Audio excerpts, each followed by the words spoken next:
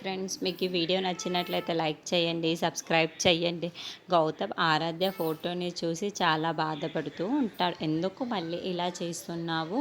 నువ్వు మళ్ళీ అన్న విషయం నాకు తెలుసు, కానీ నీ పేరును మార్చుకొని ఇప్పుడు నా ముందు ఆరాధ్య అని ఎందుకు అనుకుంటున్నావో నాకు అర్థం కావటం లేదు. ఎందుకు మనం ఇద్దరి మధ్య మూడు ముళ్ళ బంధం ఉంది, ఆ బంధాన్ని గుర్తు చేసుకో మళ్ళీ ఒక్కసారి అని చెప్పేసి అంటూ ఉంటాడు.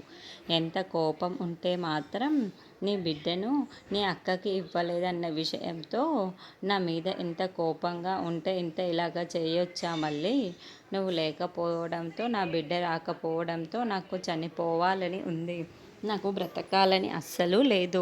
నేను ఎలా బ్రతుకుతున్నాను అంటే మళ్ళీ నిన్ను చూశాను కాబట్టే నేను ఇలా బ్రతుకోగలుగుతున్నాను.